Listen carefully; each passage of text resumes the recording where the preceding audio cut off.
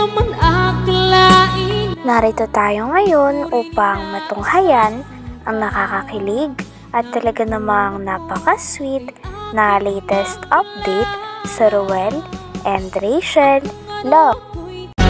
Oh, my angel, angel, baby, angel.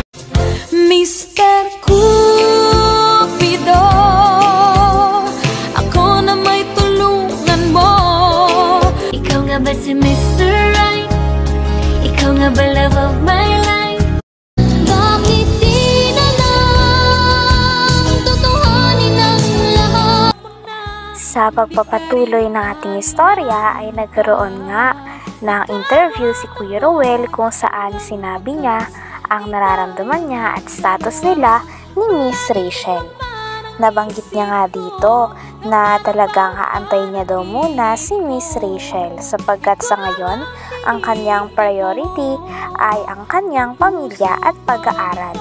Tanggap naman daw ito ni Kuya Ruel at talagang nakasuporta pa nga siya kay Miss Rachel. Nabanggit niya rin dito na sa tingin niya daw ang pag-ibig niya kay Miss Rachel ay totoo na daw. Tinanong din siya nang nag-interview kung sa tingin niya ba puppy love lamang ang nararamdaman niya kay Miss Rachel. Sumagot naman siya at sinabi niya na hindi sapagkat ang gusto niya nga ay pang lifetime na.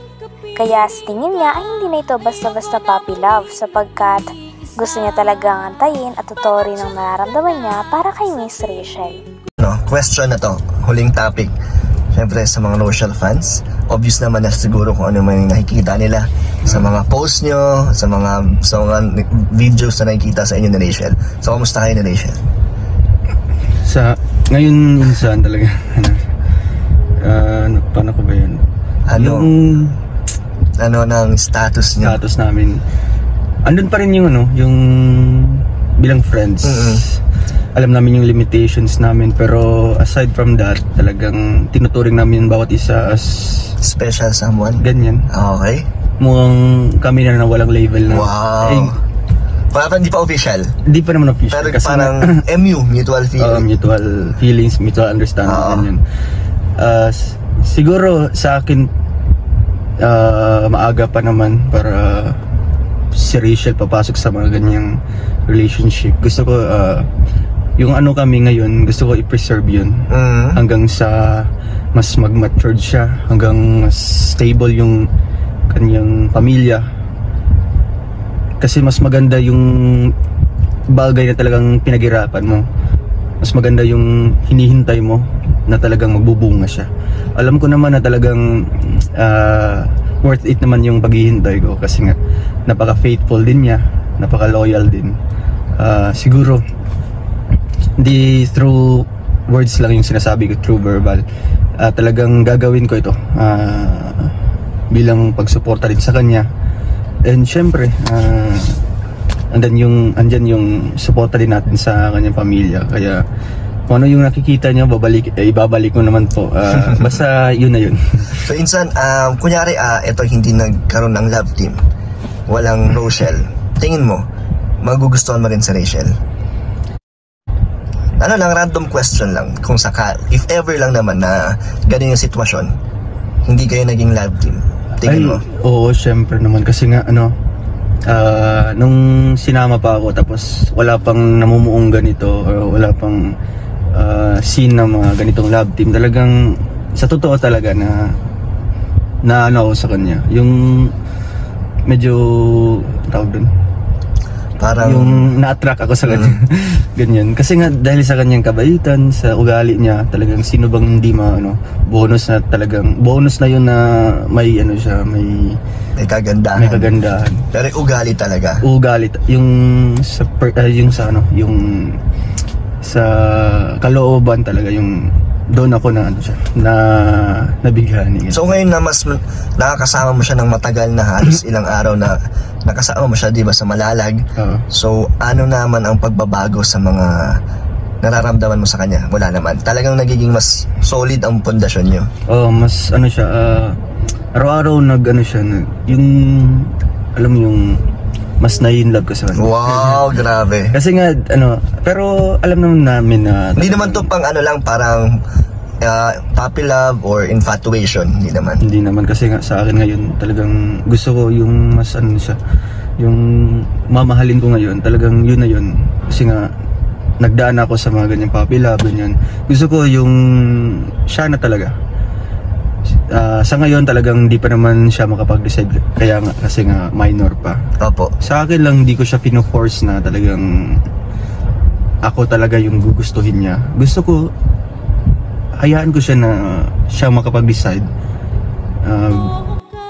Sa kabilang banda naman ay ang interview ni Miss Rachel. In-interview nga siya ni Kuya Vincent dito at nalaman din ng mga manonood na ang tungkol sa kanila ni Kuya Ruel ay totoo daw ang nararamdaman ni Miss Rachel. Ngunit sa ngayon ay alam niya naman daw ang kanyang priority at ito ay ang kanyang pamilya at pag-aaral.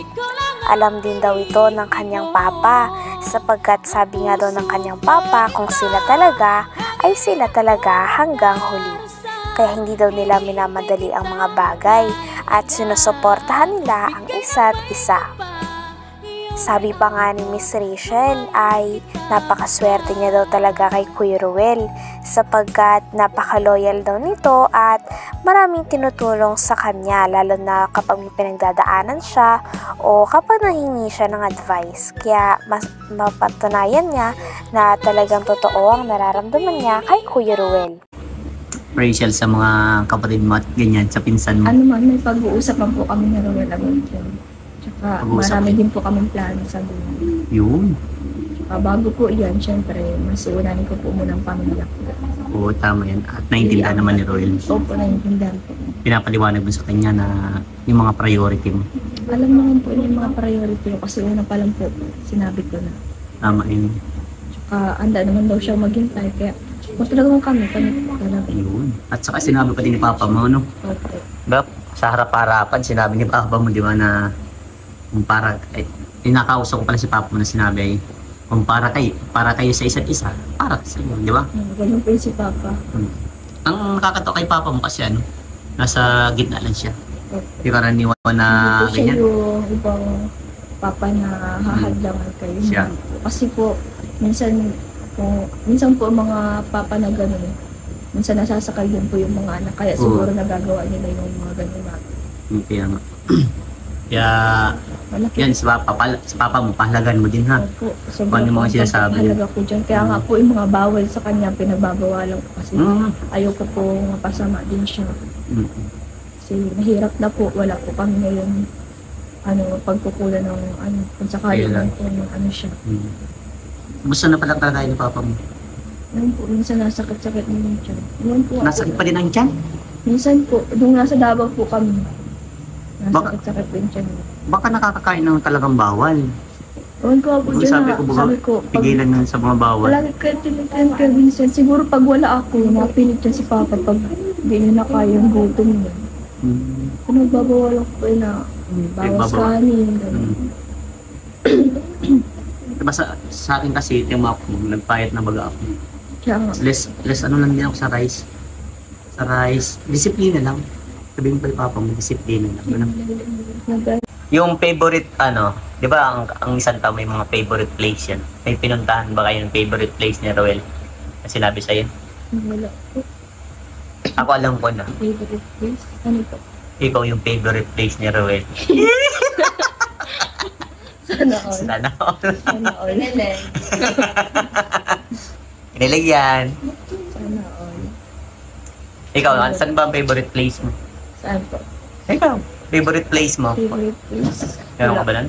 Wala po. Wala.